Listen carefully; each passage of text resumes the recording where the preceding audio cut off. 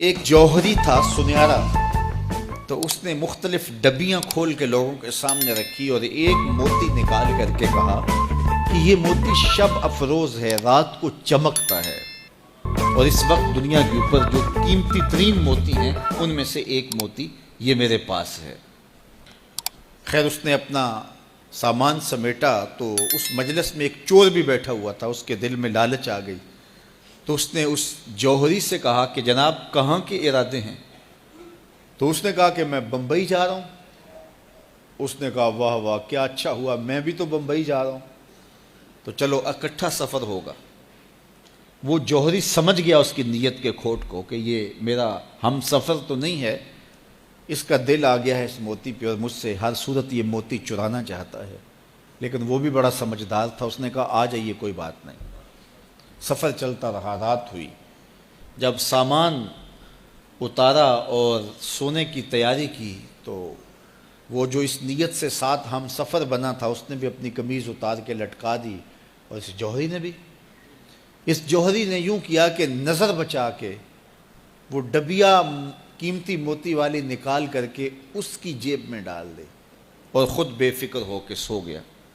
جب یہ خراٹے لینے لگا تو چور اٹھا، اس کا سامان ٹٹولا، اس کی جیبیں دیکھیں، سارا دیکھتا رہا۔ خیر دن چڑھ گیا، جوہری اٹھا، اس نے نظر بچا کر کے اس کی جیب میں ہاتھ ڈال کر کے وہ موتی اپنی جیب میں ڈال لیا۔ صبح جب ناشتے پہ بیٹھے تو اس چور نے باتوں ہی باتوں میں بات کی، وہ آپ کے موتی کی چمک شمک نظر نہیں آئی رات کو؟ تو وہ ہنس کے کہنے لگا نہیں میرے پاس ہی تو تھا، وہ جیب سے نکال کے سامنے رکھ دیا۔ دل ہی دل میں بڑا حیرت زدہ ہوا، میں نے تو سارا ٹٹولا، یہ اگر کہیں تھا تو مجھے کیوں نہیں ملا؟ چلو آج صحیح۔ اگلا دن آیا تو پھر اس نے قمیض اتار کے رکھی اور اس نے نظر بچا کے اس کی قمیض میں وہ موتی ڈال دیا اور خود بے فکر ہو کے سو گیا۔ یہ ساری رات اس کے سامان میں، اس کے لباس میں تلاش کرتا رہا اور وہ مزے سے سویا رہا۔ صبح اٹھا اور نظر بچا کے اپنی جیب میں ڈال لیا۔ ناشتے پہ پھر بات کی کہ وہ آج بھی کوئی چمک شمک دکھائی نہیں دی۔ اس نے کہا میرے پاس ہی تھا، جیب میں ہاتھ ڈالا اور سامنے رکھ دیا۔ بڑا حیرت زدہ ہوا، دل ہی دل میں سوچا چلو کل صحیح۔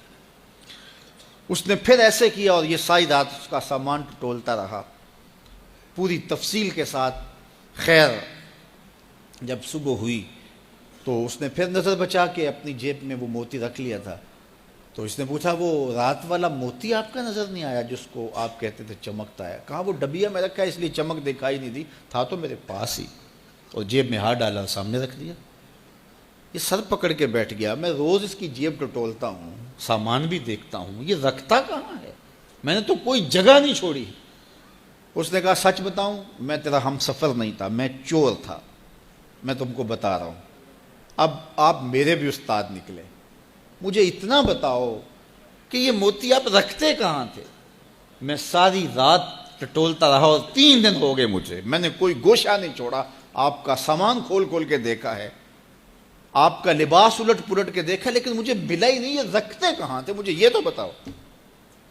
اس نے کہا لوگوں کی جیب میں ٹٹولتے رہے، اپنی جیب میں ہاتھ ہی نہیں ڈالا۔ بلے شاہ اڈ دیاں پھڑنے، جڑا گھر بیٹھا ہے انہوں پڑھیا ہی نہیں۔ وَفِي أَنفُسِكُمْ أَفَلَا تُبْصِرُونَ، کہا تم کہاں اسے ڈھونڈ رہے ہو، ذرا اندر بھی اتر کے دیکھو، اندر اترو گے تو اس کا سراغ مل جائے گا۔ نہ مسجد وچ نہ مندر وچ، لب یار نو اپنے اندر وچ۔ جب اپنے اندر اترو گے تو پھر سراغ زندگی نصیب ہو جائے گا، عرفان ذات ہوگا تو پھر عرفان الہی نصیب ہوگا۔ لیکن ہم دائیں بائیں ڈھونڈنے نکلے لیکن اپنے اندر اتر کے نہ دیکھا۔ تو سراغ زندگی ملتا ہی تب ہے جب اس کی چوکھٹ پہ جھکنا بندہ سیکھ جاتا۔ تو اس کی چوکھٹ پہ جھک کر کے زندگی کی سربلندی حاصل کیجئے اور مقصد زندگی حاصل کیجئے۔